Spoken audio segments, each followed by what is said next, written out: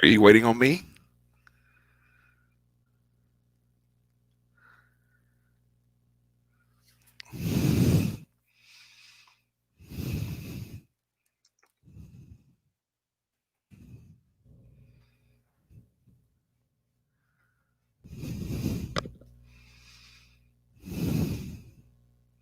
That's the beauty, Kyle, of going live across the internet waves.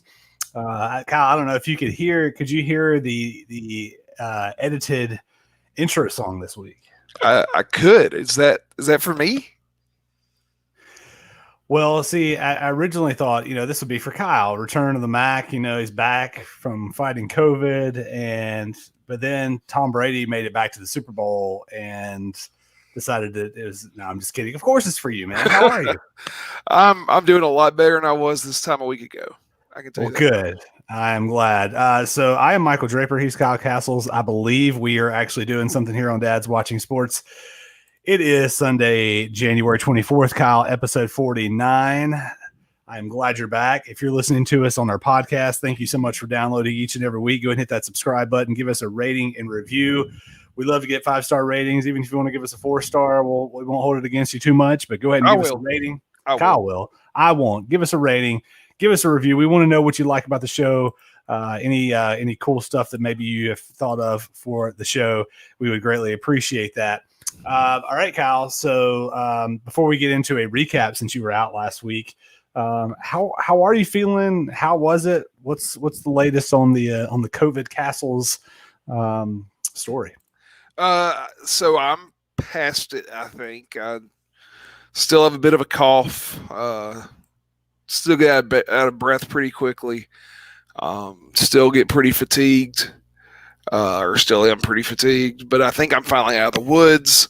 So I think I'm past it. Now, my wife, on the other hand, not so much. She's still struggling. So it's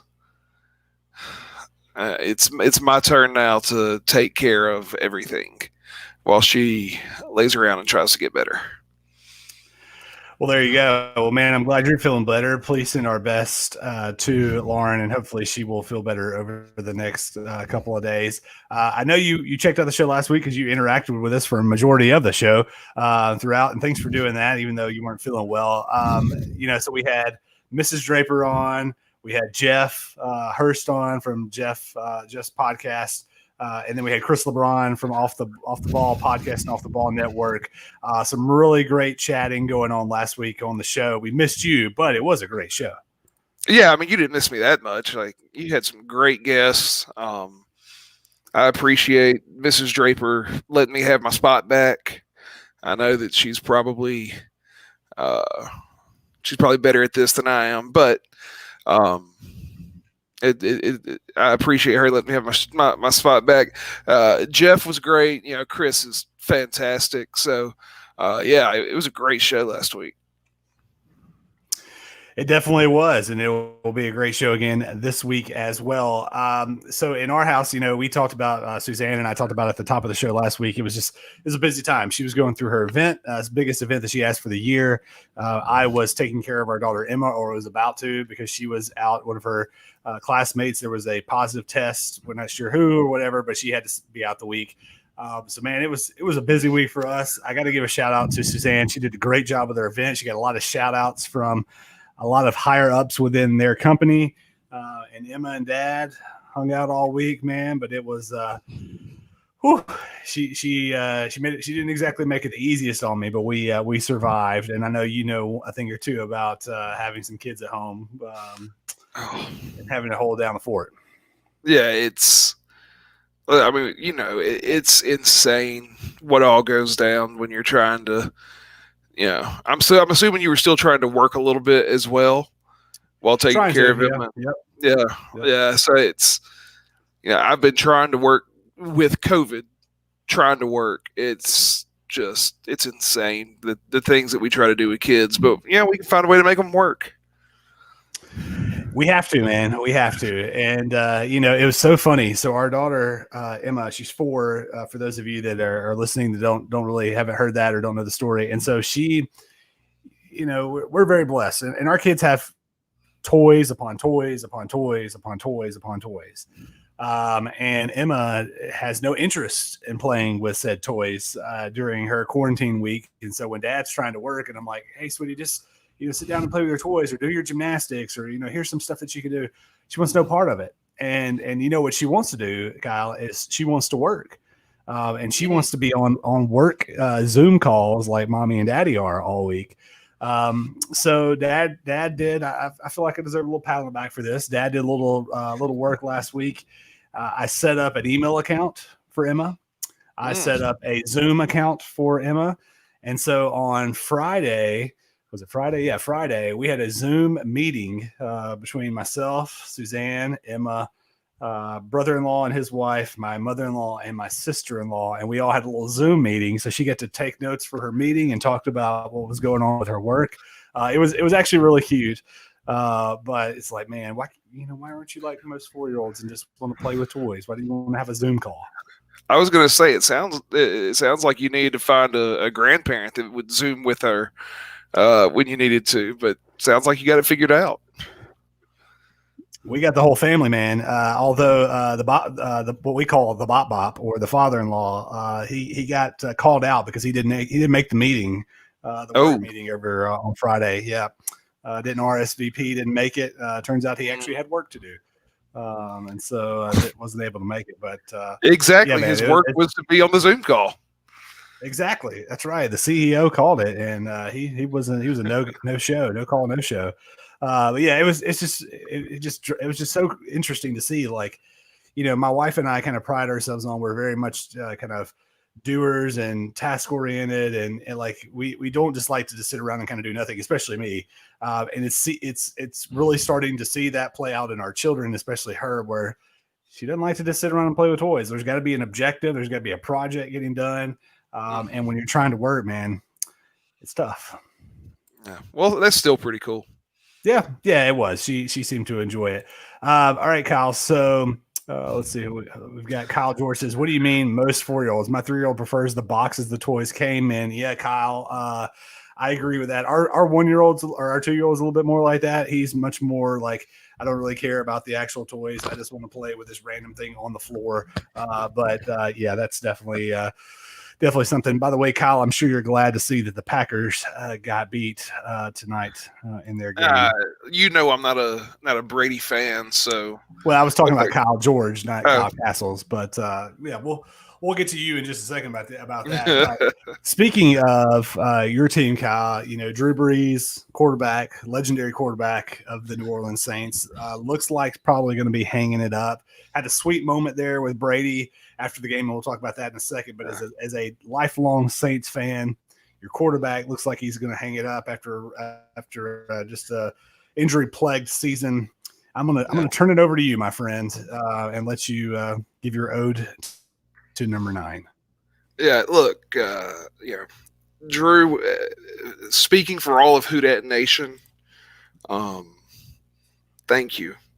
Obviously, thank you for the on-field stuff. Thank you for breaking all the records there in New Orleans. Thank you for the World Championship, right? Thank you for the Super Bowl.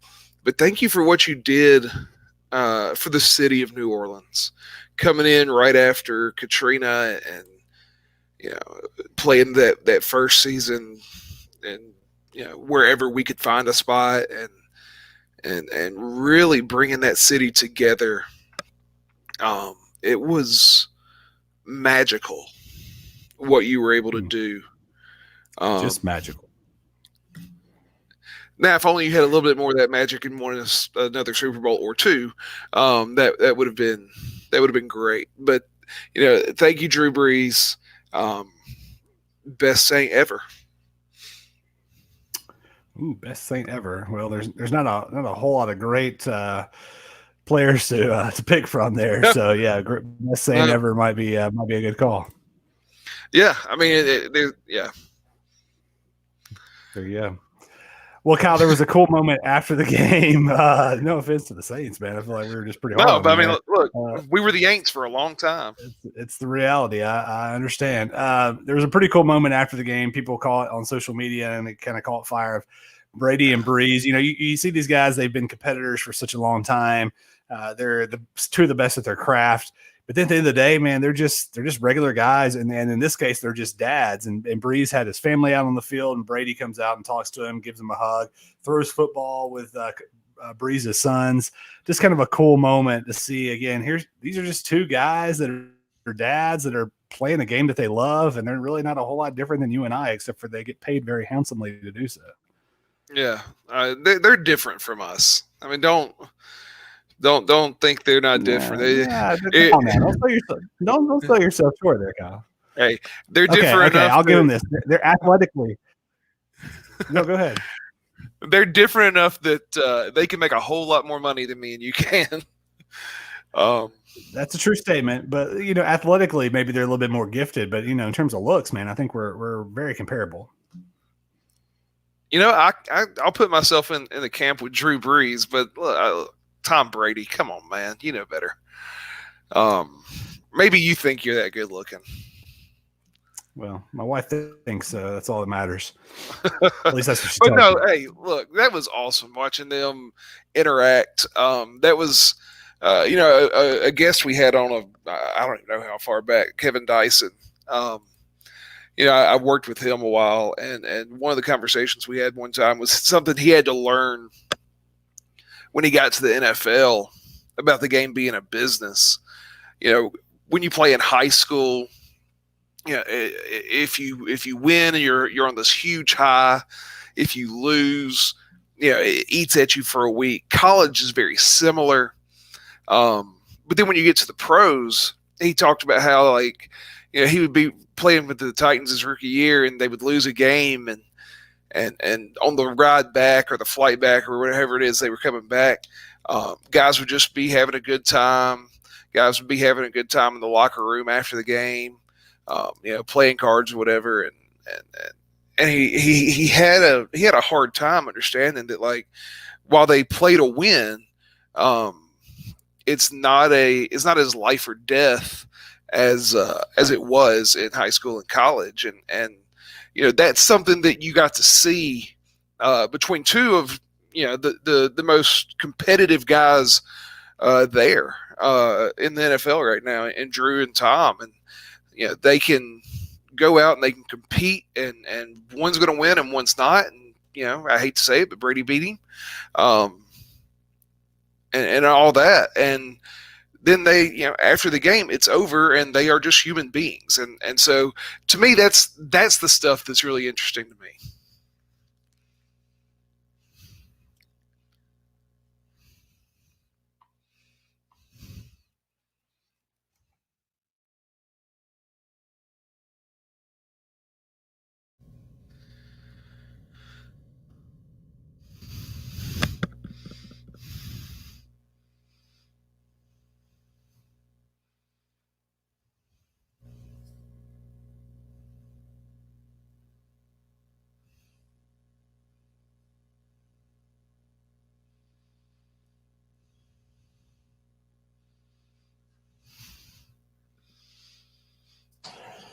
There we go, Kyle. Can you hear me now? I can hear you now. Okay, there we go. Okay, sorry I'm not sure how I got muted. It's 2021, but it still feels like 2020. Who knows? All right. So what I was saying, Kyle, is it's so interesting to see, when stuff like that happens, and you've got fan bases of teams that are so live and die by their team, and they, I think of, I'm a Kentucky fan, and you think of Kentucky basketball, and the fans are live and die. But then you also think about like you were saying, these are just, in this case, grown men that have families and doing all this other stuff. And sometimes people get bent out of shape when they say, well, you just competed against that guy. How are you able to go out and, give him a hug and, give him a high five or whatever? And you got to just remember, these are just people. They're playing a game, and they want to win at every cost, kind of like you were talking about what Dyson said. But at the end of the day, it's just a game, and we're just guys out on the field competing. And I don't feel towards this person more often than not. So really interesting dynamic for sure. Yeah, I agree. And it's something that takes time to learn, and fans don't get it because fans live and die by their team. Yep. All right, we're going to go to a commercial break, and I'm going to hope that I can get my situation in order here and be able to figure out what's going on with my computer. But we'll go to a break. Maybe we'll come back. Maybe we won't. Who knows? This is Dad's Watching Sports. We'll be right back. Big news in the Dad's Watching Sports podcasting world. You've heard us mention it on the show already. We are now part of the Off the Ball Podcast Network. We're super excited to be joining the team of great shows, hopefully adding a little dad flavor to the mix. You can check out Off the Ball Podcast and Off the Ball Network on all your social media sites. Just search Off the Ball Network. And while you're there, give them a like and a follow. You won't regret it.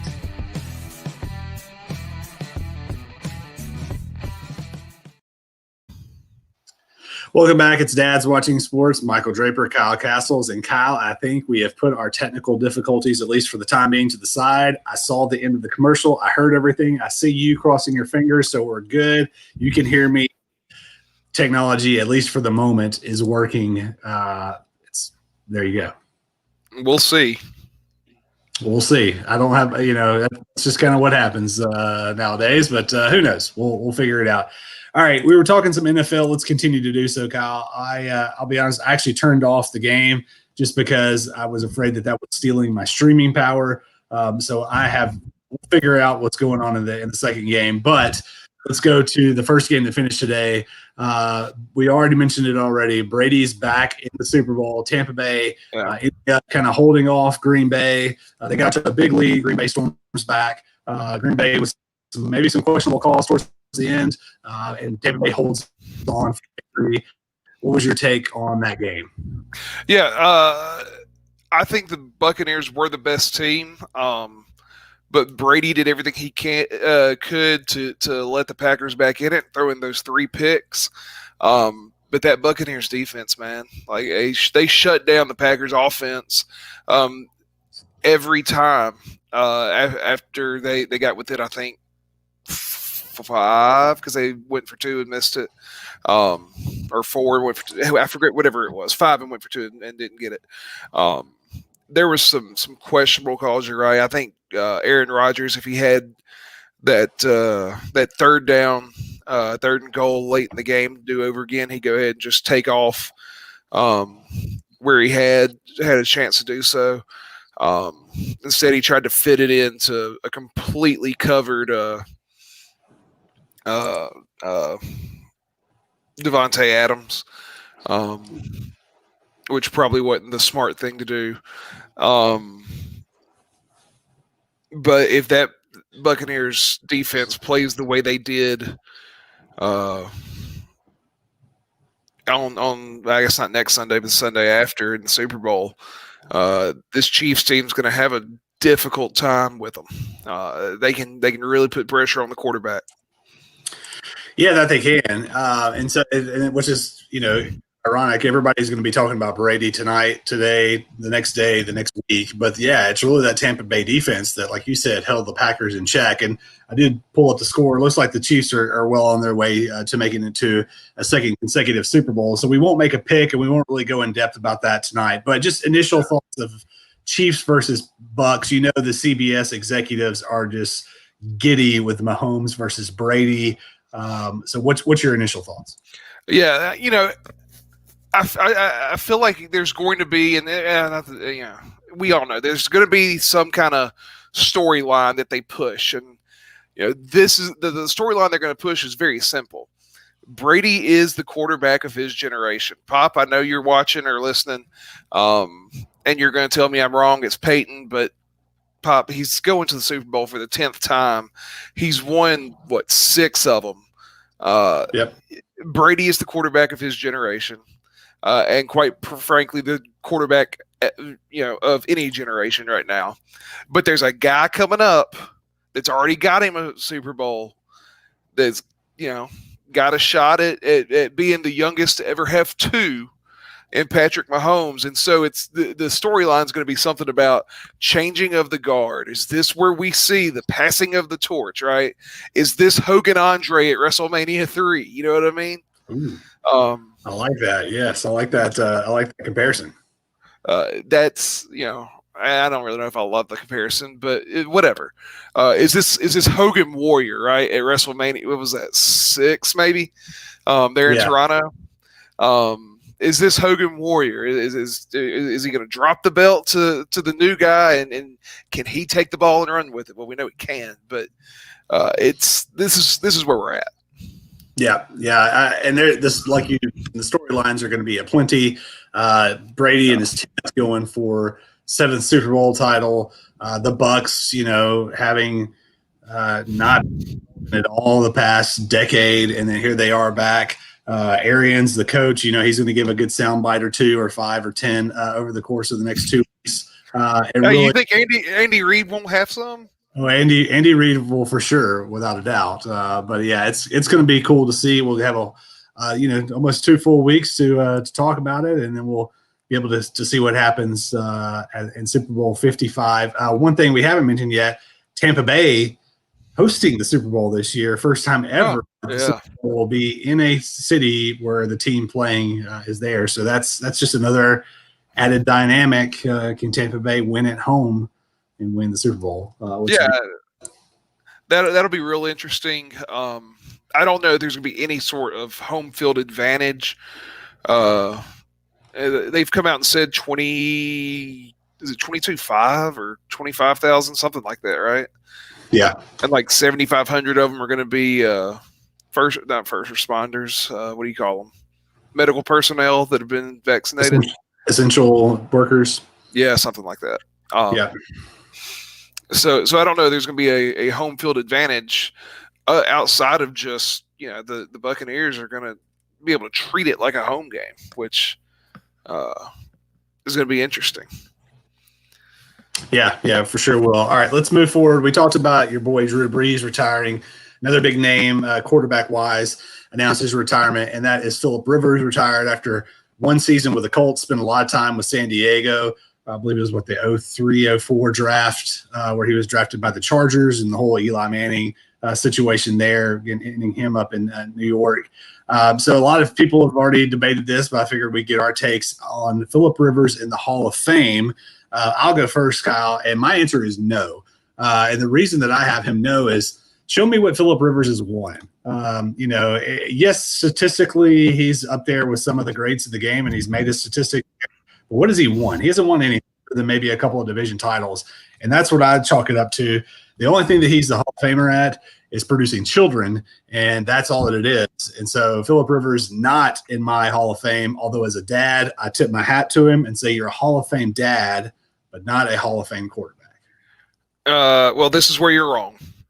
He'll get in. He's 5th all-time at the point of retiring. 5th all-time in, if I remember right, yards, touchdowns, and maybe even completions. Okay. And how many AFC championships did that win him? Here's the thing. Winning in a football game has very little to do with one person. Yeah, but at the end of the day, if you're a Hall of Famer, meaning you are the best of the best in the most elite sport that you can play, you have to win. Not necessarily. Not in football. This isn't bad. Look, I know you're a basketball guy where one person can dominate. You don't understand football. So you're I understand. I understand you don't get it. But you're saying the team, the Tampa Bay Buccaneers, who won 5 games last year? They were 7-9. I'd like you to get it right. 7-9. Who cares? They still had a losing record. They hadn't been in the playoffs in probably a decade. They get the greatest player of all time on their team, one player, and all of a sudden here they are going to the Super Bowl. Yeah, you have a team that has a ton of talent. You're talking about the Goodwin and Evans and Gronk and Brate and Fournette and Ronald Jones and a really good offensive line. Yeah. Now, here's the thing. Is Jameis Winston Tom Brady? No. So did Jameis Winston have all of those tools to work with? No, they got a few of those just to work with Brady. But even still, Jameis had enough weapons there. But Jameis isn't Tom, right? So when you put a good quarterback on a good team, good things happen. All right. When you take a bad quarterback and put them on a good team, they're a middle of the pack team, and that's what the Buccaneers were. We're a middle of the pack team with Jameis Winston because they're a good team with a bad quarterback. That still doesn't prove to me that Mr. Rivers what it proves is that football is a team game. I get that. I completely get that. And so if you don't have the team, you're not going to win regardless of how good you are. Well, Kyle, all I can say is I'm so glad to have you back, but you're still wrong. I'm not wrong. TJ Burns, good to hear from you. TJ says, welcome back, Castles. Can't stay very long. Family time, but hope you guys have a great show. TJ, we hope you're doing well as well, my friend. Glad to have you back on board checking out the show. All right, Kyle. So we both agree that Philip Rivers is not a Hall of Famer. I'm glad that happened. You're wrong. You take the quarterbacks of the 2000s/2010s. Where do you feel like he falls in that? Do you have like a top 10 list, or would he fall in that top 10 since he's a Hall of Famer? Surely he's got to. Yeah, he's in there. So I got. I'll give you my 10. I'll start at 10. And at number 10. And I understand he hadn't been doing it long, but I'm telling you, there's just something about this kid. Patrick Mahomes is number 10 for me. That sucker is fantastic. Now I say, yeah, he was playing in 2010s. At number 9, I got Russell Wilson. At number 8, I got Philip Rivers. There he is. Number 8. Now that's not the number 8 quarterback ever. That's number 8 in just the first 2 decades of the 2000s. At 7, I got Donovan McNabb. Pretty good. Number 6, I got Eli Manning. He's got 2 Super Bowls, so I can't not put him in. Is it 5? Is that where I'm at? Yeah, number 5, I got Ben Roethlisberger. Number 4, I got Steve McNair. That's one you can't forget about, and he was really good. At 3, I got Drew Brees. 2, Peyton. 1, Tom. Okay, mine's got some similarities to yours. Shocker of the year, I do not have Philip Rivers and his 12 children in my top 10 for this. I've got number 10. I've got the Air McNair. He took his team to a Super Bowl. He was an MVP or co-MVP if you want to get specific. So he's definitely better. I've got your boy Eli at number 9. Again, 2 Super Bowls. I've got McNabb at 8, Big Ben at 7. Number 6 is going to be a little bit of a shocker to you, but I've got Kurt Warner at number 6. Number 5, I've got your boy Breeze. Number 4, I've got Aaron Rodgers. Number 3, Brett Favre. Number 2, Peyton Manning. And, of course, number 1 is the greatest of all time, Eugene Brady. I should have put Aaron Rodgers on there. I don't know why he's not on there.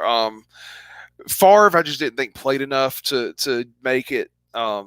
Favre is, a top 5 quarterback ever. But I think he's more of a 90s quarterback than a 2000s quarterback. But I left Rodgers off, just an oversight.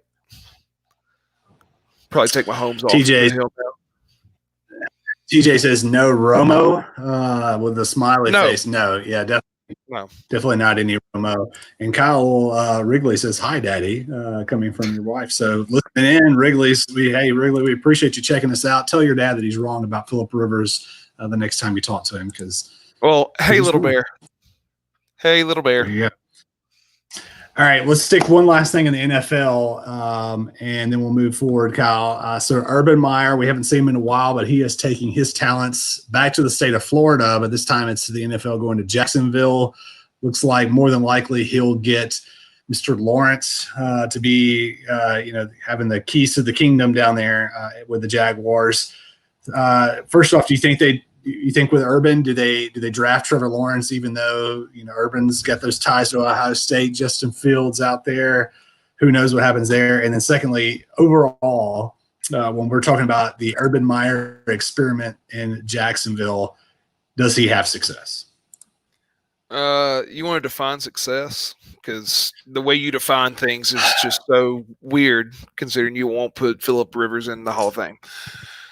Does he leave on his own accord, having made the playoffs at least a handful of times, or does he get fired? He leaves on his own accord because he has everywhere he's been. I think he has success. I think I've seen some of the hires he's made. It looks like he's putting together a pretty good staff with some experience, some pro coaching and some head coach experience that I think he can rely on as he figures everything out. So yeah, I think he can have success. Do they draft Trevor Lawrence? Absolutely. I read an article today where he said something about, I've been a fan of Trevor Lawrence since he became Trevor Lawrence. Trevor Lawrence, that name started popping up when that kid was a sophomore in high school. So apparently he's been watching him since then. You don't not draft Trevor Lawrence. I understand I don't know if you saw this. Brett Favre came out in the last couple days maybe and said that Jacksonville need to go out and draft Devontae Smith because he was a better prospect than Trevor Lawrence. And no, you don't skip Trevor Lawrence this time. I usually agree with Brett. I don't know that I can agree with him on that. And it's if Urban Meyer has known him since he was Trevor Lawrence, literally the moment he was born, Urban Meyer's like there in the hospital, like, hey, you're going to come play for me in 20 years for the Jaguars. That's pretty good. TJ also says I'm an Urban Meyer fan. It's interesting. I didn't think you would be as an Aggie, TJ, but he will not make it past 5 years in the NFL. I tend to agree with that. I don't think it's going to go well. If you look at traditionally the college coaches that make the jump, very seldomly does work. I think Jimmy Johnson might be the best example of somebody that's had, maybe Pete Carroll as another that's had success. But you look at the handfuls that haven't, and you've got great coach.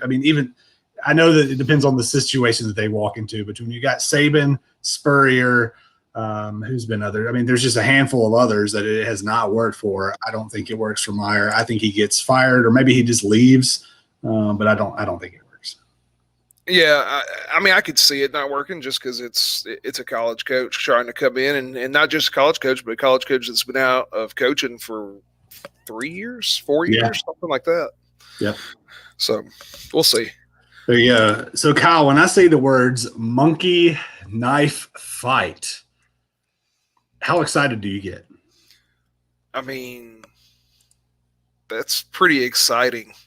Are we putting a knife in some monkey's hands? And that could be the end of the show right there. It could be, but thank goodness it's not. No, it's not what you're thinking it is. Monkey Knife Fight is a daily fantasy sports gaming website for the casual sports fan. It's simple, it's fun, it's easy to play. Users determine which superstars are competing in the day's professional sporting events. We'll record more or less than the contest line provided, Kyle. MKF's daily fantasy prop games play similar to the salary cap based games, but without the algorithms, Kyle. I'm not a math guy. I don't do the numbers. So they take it away. They do away with the algorithms, away with the lineups, and most importantly, Kyle, away with the sharks. Not the land sharks, but the sharks. They can do away with the land sharks too. Yeah, everybody can do away with those. There are several contests to choose from, Kyle, none of which require hours of research. We don't like researching around here. No show prep required or research required for this.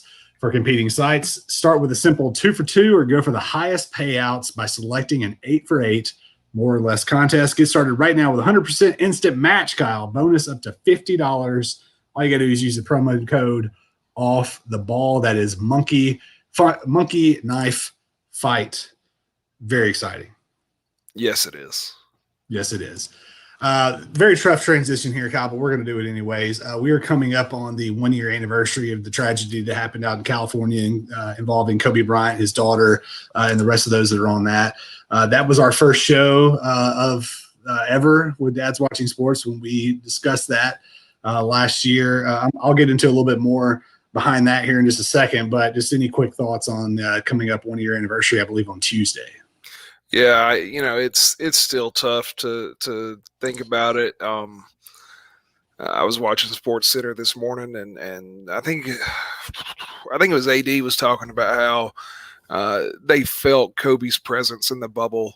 I say last year. It doesn't feel like it was that long ago because it wasn't, but last year, and really felt like he was there to help them, win the title that they won and stuff. So, it still hits them. I think it still hits everybody. It was just a terrible thing.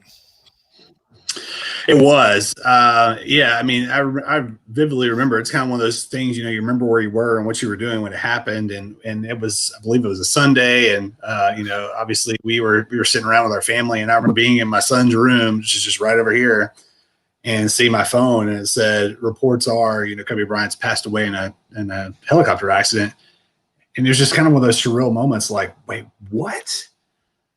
And just the whole day was just so surreal, and it was like you're in a movie, and the crazy thing is, it became, all the information started kind of coming out, and the information about his daughter was involved as well, and then we really started getting a glimpse of, over the next few days, about his life as a dad, and I'll be honest, when I started hearing that and just thinking about my life as a dad, that is one of the reasons that this show came about, is thinking about the experiences we have as a dad, how much is on our shoulders as a dad to teach our children and to be there for them and all this and all that. And so it's crazy. Here we are a year later, but it's just a heartbreaking event for sure. Yeah. I mean, I think you said it best. All right, we're going to go to a quick break. When we come back, we got some quick hitters and much, much more. We'll be right back on Dad's Watching Sports. Y'all stay with us. Coming up next week on Dad's Watching Sports, it's our 50th episode. We'll be talking Super Bowl preview, and Kyle and Michael will highlight some of the best moments in Dad's Watching Sports history. Plus, we may have a few special guests along the way to celebrate. All that and much more next week on episode 50 of Dad's Watching Sports. Y'all check it out.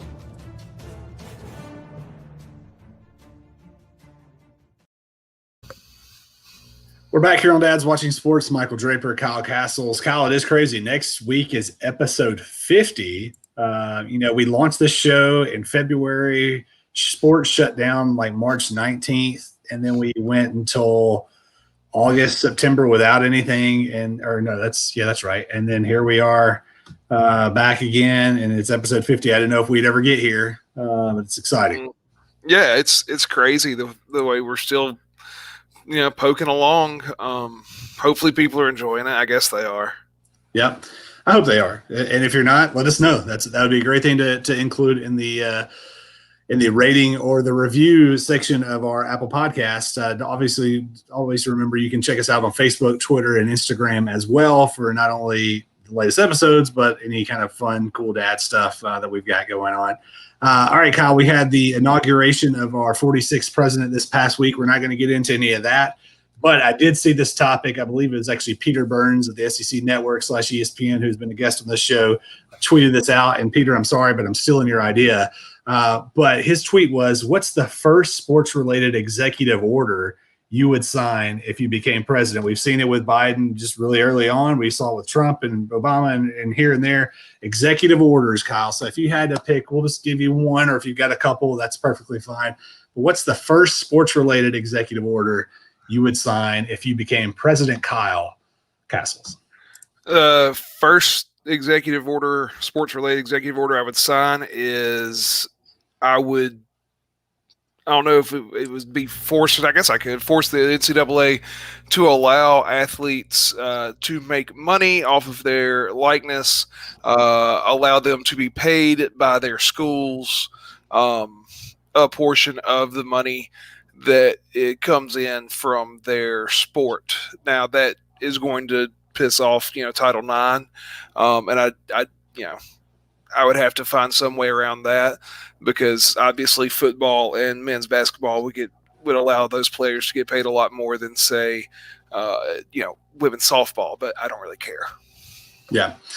Yeah, well, I think a lot of us would have that one. I kind of figured that's what you were going to say. So I tried to think of something else that I would do. And if I think across the sports world, things that just drive me absolutely crazy, I've got two of these. And so I would sign an executive order to either change or not necessarily eliminate this, but to definitely have some drastic changes. We'd have a revamping and overhaul of these. They're both in the college athletics world. So in college football, we got to change the targeting rule. I understand we're all for safety and we're all trying to make sure the players are hitting with their heads up and not leading with their head and all this and all that. But we've got to get rid of kicking a player out of the game because of that. A lot of the times it's just a bam, bam moment. They don't do it intentionally. I know you're trying to prove a point, but we've got to change the targeting rule. And that would be my first executive order, followed up by my second executive order, which would be to stop rewarding college basketball players for flopping and calling a charge, because that's the thing that drives me the craziest. Anytime someone comes in the lane and someone just falls over, they automatically call a charge, whether it's even close to being one or not. So the targeting call and college basketball charges / flopping, those are my two executive orders. We need to sign them right now. Come on, Biden. I know you're listening. You're hearing us, talk about dad stuff, sports stuff.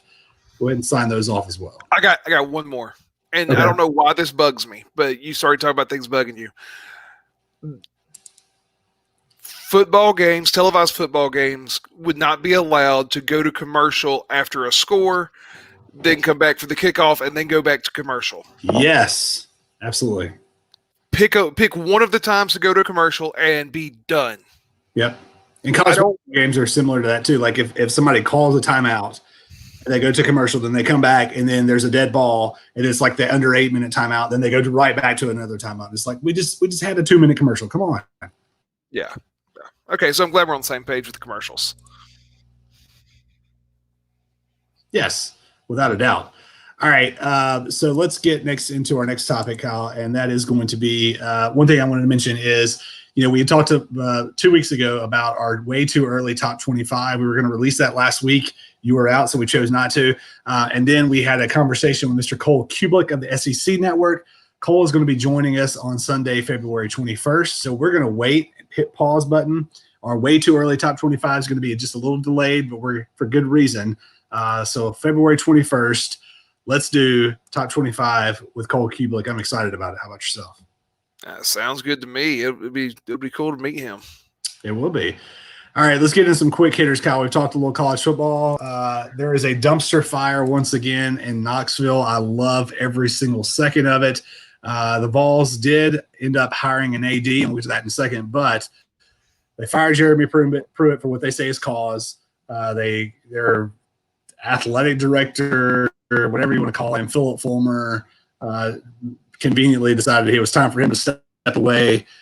So now they have White from UCF has stepped in as athletic director. He's a good AD. I think they made a good hire there. But, man, the Vols trying to reclaim that 98 glory. What do you think is going on with them? Makes me wonder. So, did you hear what they called him doing? Yeah, you talking about? I'm loving it. What?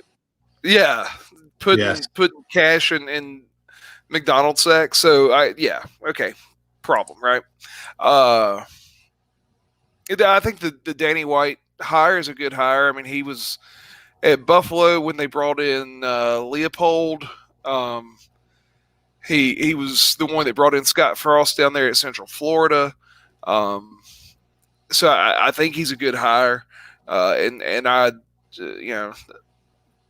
people are sick. I don't go anywhere or do anything. I've been doing a lot of reading articles and stuff. And the three names I've heard that he's vetted are a pretty good set of names for the head coaching spot. So I think this time Tennessee might get it all figured out. But, at this point, who knows? Would you care to share those names with us, Kyle? Yeah, so those three names were P.J. Fleck, head coach from Minnesota, Tony Elliott, OC, offensive coordinator from Clemson, and Sonny Dykes, the head coach at SMU. All three are good choices. The question is going to be, does Tennessee have some sort of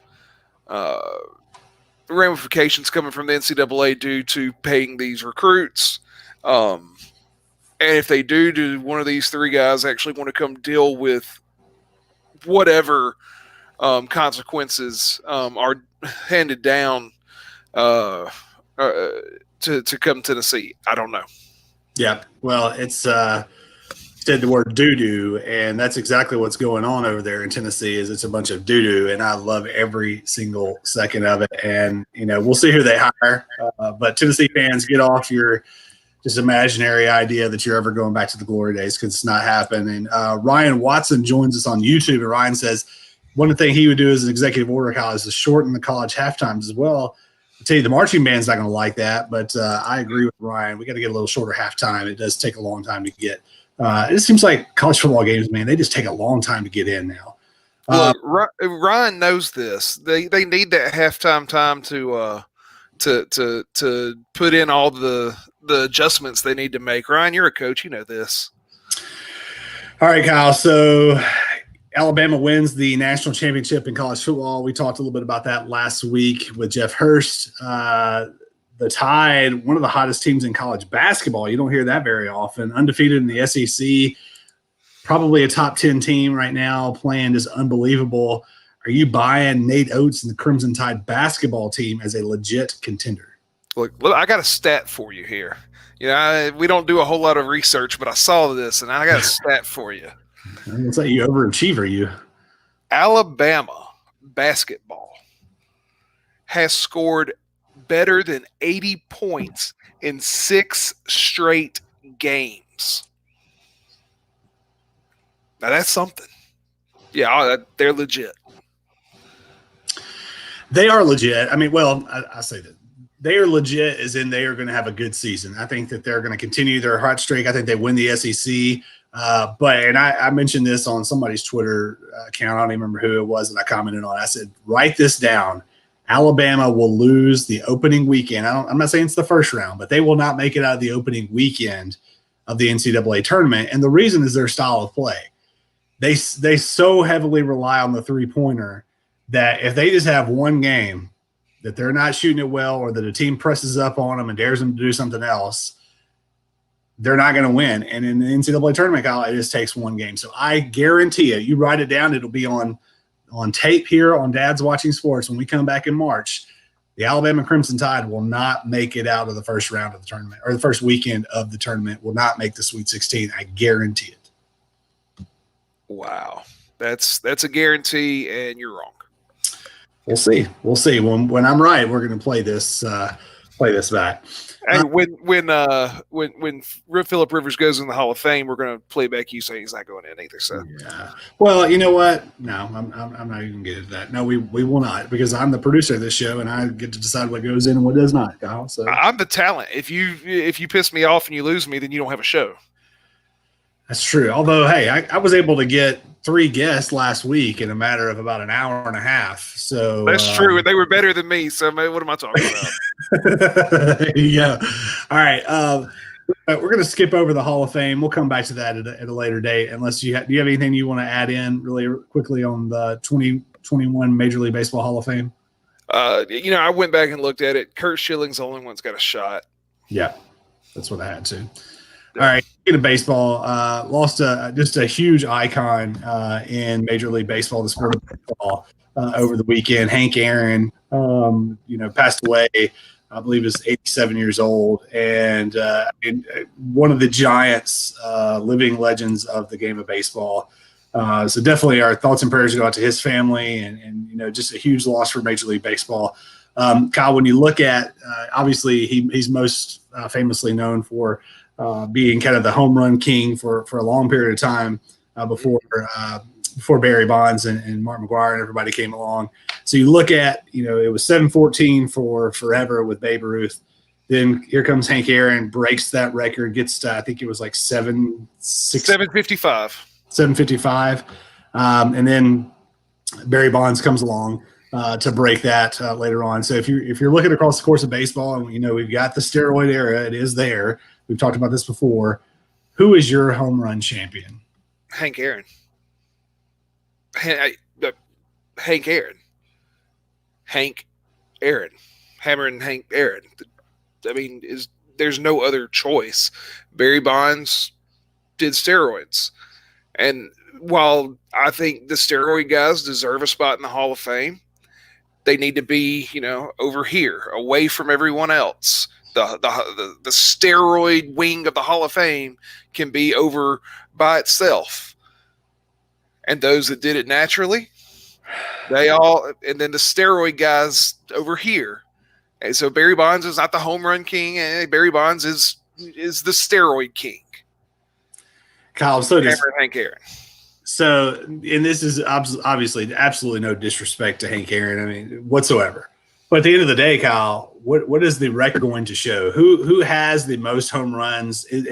What does the record show? If I were to Google right now, who has the most home runs in Major League Baseball history? Who's it going to bring up, Kyle? Hank Aaron. Is it really? No, yeah. It's not. It's going to bring up Barry Bonds because he is the home run champion. He's the home run champion in terms of the single season and in career home runs. You've said it on this show multiple times. He is one of the best baseball players of all time, and he hit the most home runs in his career. And so he is the home run champion. Case closed. Steroids. Do we have proof? Do you see the size of his head? I see the size of his head, but sometimes people just become big. No. You can work out. No, all right. No. So let me get to this then. No matter who you think is the true champion, what's the more impressive stat? The single season home run record or the career home run record? Career. Yeah, I mean, career records are always more impressive than single season. You can have one good season, but it take to have the longevity and the consistency is much more impressive. All right, I missed this, but I got to go back to. So Ryan Watson says, "Roll Tide," noted, talking about my write it down. Ryan, I'm telling you, man, good for you for the Tide. I mean, they're having a great season. They blew out my Kentucky Wildcats by 20. They play again tomorrow night. They'll probably do it again, but they will not make it out the first weekend. Just had to get that in there. All right, Kyle. So let's shift gears just a little bit here. We'll go from home run champions to the champions of the WWE, and that is decided by the greatest match ever, which is known as the Royal Rumble. It's coming up next Sunday. It's going to be different, just like everything else has been, but there'll still be a Rumble. So I came up with a couple of topics here. The best Royal Rumble of all time. I'm going first, Kyle, because I think I know where you're going. With a tear in your eye that I know where you're going. But I'm not going that direction. I'm going 1998, Kyle. Why 98? A couple of reasons why. First off, Stone Cold Steve Austin wins the Royal Rumble in 1998, goes on to beat Shawn Michaels at WrestleMania, really kind of supplanting him as the next guy. You talked about passing of the torch. This is the passing of the torch to the Attitude Era and to Stone Cold Steve Austin. And then for I believe the only time in the history of wrestling, a individual has entered the Royal Rumble not once, not twice, but 3 different times as a different persona. We started off, number 1 was Cactus Jack. Later on in the match, it became Mankind, and then Dude Love. So Mick Foley 3 times in one match. Yeah. That is why the 1998 Royal Rumble is so much better than the 1992 Royal Rumble.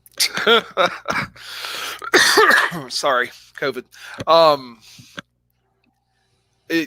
You knew exactly where I was going to go, and you knew that because you know that the 92 Rumble is the best.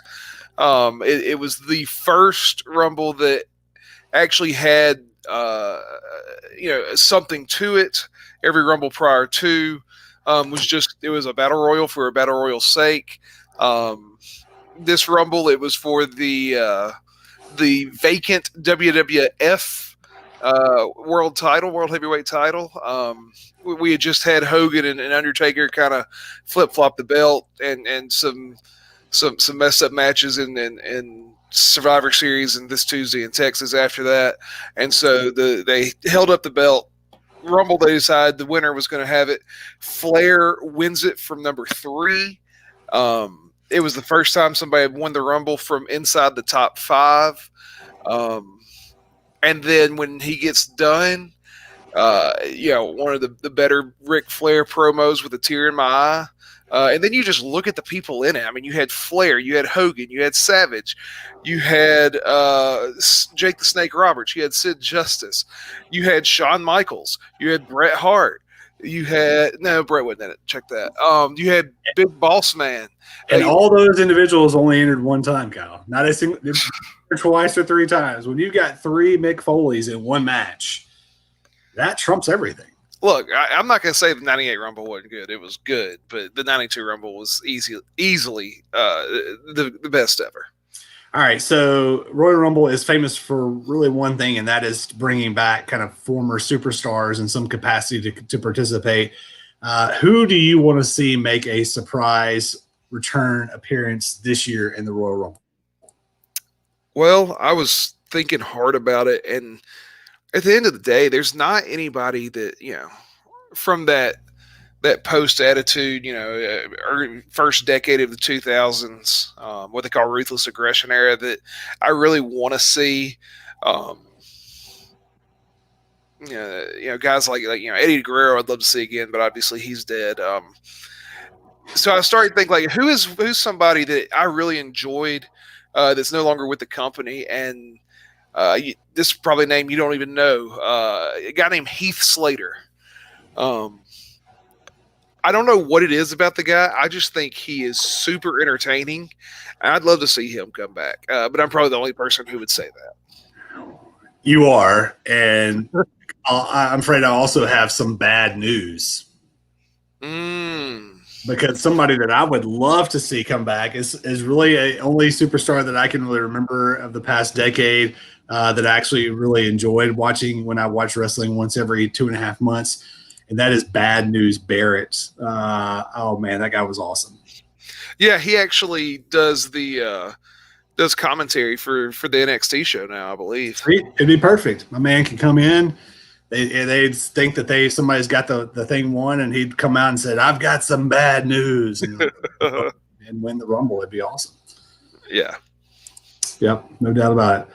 All right, let's get into some picks. We'll have an update on our picks for next week. I'll be honest, I didn't have time to tally them up this week, but we'll get to them next week in terms of who's winning. So we don't really have any football games. We've been picking college football all year long. We don't have any college football going on. We won't have an NFL game next week. So we're going SEC Big 12 Challenge in college basketball, Kyle. We have a couple of really good matchups here. Sharif Cooper, one of the most exciting players in college basketball, is the point guard for Auburn. He takes the Tigers into Baylor to take on number 2 Baylor. Who you got, the Tigers or the Bears? The Bears. He's a good player, but that Baylor team's really good. They are. I'll take Baylor as well in that one. The second game that we're going to pick from is Kansas, not your traditional Kansas team. They've lost 3 in a row. Tennessee's also looking bad after a really great start. They got humbled by Missouri yesterday. The Jayhawks going to Thompson Bowling Arena to take on a reeling Tennessee. Either of those teams get it going back in the right direction. I think Tennessee gets the win here, but this one was tough for me, but I feel like Tennessee's been better over the course of the season, so let's go with Tennessee.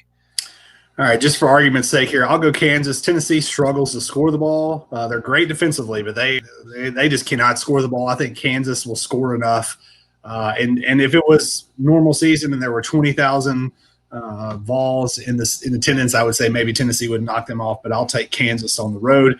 The last game, was built up to be top 5 Kentucky team versus probably an unranked Texas, and it's the exact opposite. Texas is in the top 5. Kentucky is not anywhere close, but it is in Lexington. You have the Longhorns or the Wildcats.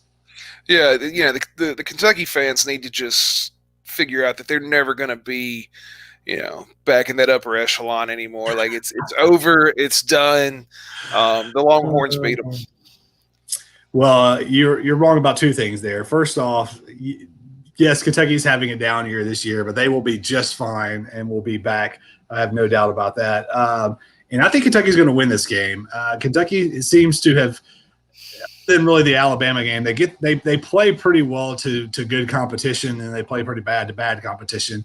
I think they play well against Texas. I think they match up pretty well with Texas. I think they'll run them off the 3-point line, and I'll take Calipari to pull an upset and knock off Texas at home. And then they'll probably lose to, probably Georgia the next night or the next game, just because that's how the season's been. So, Homer. Absolutely. Of course I am. All right, Kyle, we are out of time, sir. Episode 50 next week. Hopefully there will be no technical difficulties. Hopefully we'll actually be able to hear what's going on with the show, and I won't come on the show to start things off and be like, oh, are we actually live here? But until then, man, continue to feel healthy, and we'll see you next week. Adios.